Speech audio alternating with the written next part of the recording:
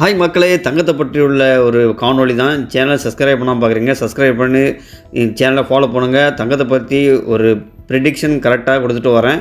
வாங்க இந்த காணொளியில் பார்க்கலாம். அமெரிக்கா மற்றும் இஸ்ரேல் கூட்டுப்படைகள் இணைந்து ஈரான் மீது தாக்குதல் நடந்த தொடங்கியது முதல் தங்கம் மற்றும் வெள்ளி விலைகள் சரிந்து வருகின்றன. இதனால் நடுத்தர மக்கள் சற்று நிம்மதி பெருமூச்சு விட்டுள்ளனர். இந்த நிலையில் போர் முடிந்த பிறகு தங்க விலை மீண்டும் உயருமா அல்லது தொடர்ந்து சரியுமா என்ற குழப்பம் மக்களிடையே உள்ளது.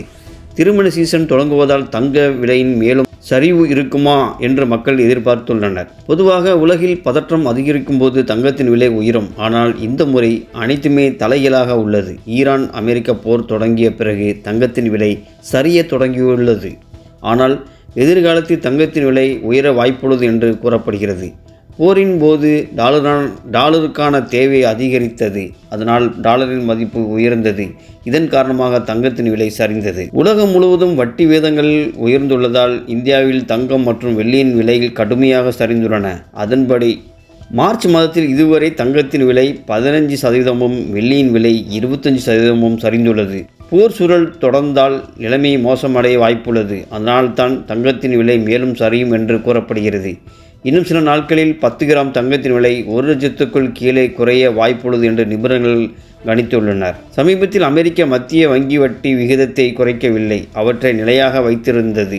வட்டி விகிதங்கள் குறைக்கப்பட்டிருந்தால் மக்கள் பத்திரத்தை விற்று தங்கத்தின் முதலீடு செய்திருப்பார்கள். ஆனால் அது நடக்காததால் பத்திரங்கள் வாங்கும் போக்கு தொடர்கிறது. மறுபுறம் கடந்த 5 நாட்களாக ஏற்பட்ட இறக்கத்துடன் இருந்து வரும் டாலர் மீண்டும் வலுப்பெற்று வருகிறது. இந்த நிகழ்வுகளை கருத்தில் கொண்டு முதலீட்டாளர்கள் இப்போது தங்கத்தை விட அமெரிக்க பத்திரத்தின் அதிக ஆர்வம் காட்டுகின்றனர்.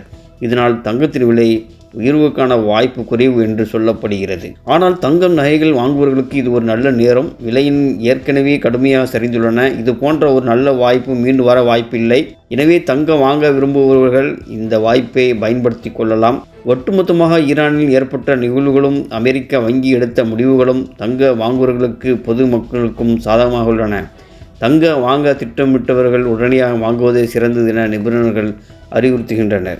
பட் நீங்கள் தங்க வாங்குறன்ற ஒரு நோக்கம் இருந்தால் ஆவரேஜாக வாங்குங்க. ஒரு 100 கிராம் வாங்கணும் அப்படின்னா 50 கிராம், 25 கிராம், 25 கிராம், 10 கிராம் வாங்கினா 5 கிராம், 2 கிராம், 3 கிராம், அப்படி ஆவரேஜாக பிரித்து வாங்க. தங்கம் எப்போலாம் இறங்குதோ அந்த மாதிரி நீங்கள் கால்குலேஷன் பண்ணி வாங்குறது ஆக சிறந்ததாக இருக்கும். இப்போ தங்க ரேட்டு நல்லா இறங்கிட்டு தான் வருது. இனி வர காலங்களில் சூழ்நிலை எப்படி மாறும்னு தெரியாது. டிபெண்ட் அப்பான் த போர் முடிவுக்கு வரும் பட்சத்தில் தங்கம் மீண்டும் ரேட்டு ஏறக்கூடிய வாய்ப்பு தான் அதிகமாக இருக்குது. இனி ரேட் இறங்குதான் பாருங்கள். இறங்குனா அதை யூஸ் பண்ணிக்கிங்க. நான் கிட்டத்தட்ட 2 வருஷமாக போட்டு வரேன். ட்ரம்மு அமெரிக்க அதிபராக அந்த சமயத்திலே சொன்னேன், ட்ரம் வந்ததுனால தங்கத்தோடைய மாற்றம் கண்டிப்பாக இருக்குண்டு. அதே மாதிரி ரேட்டு அதிகமாக ஏறிச்சு. ஃப்யூச்சர் இன்வெஸ்ட்மெண்ட்டுக்கு கண்டிப்பாக இது நல்ல ஒரு அற்புதமான ரேட்டு.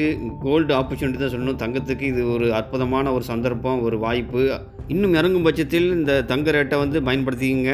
இது போன்ற காணொளிக்கு தங்கத்தை சம்மந்தப்பட்ட வீடியோவுக்கு என் சேனலை ஃபாலோ பண்ணுங்கள், சப்ஸ்கிரைப் பண்ணி வச்சுங்க. தேங்க்ஸ் ஃபார் வாட்சிங்.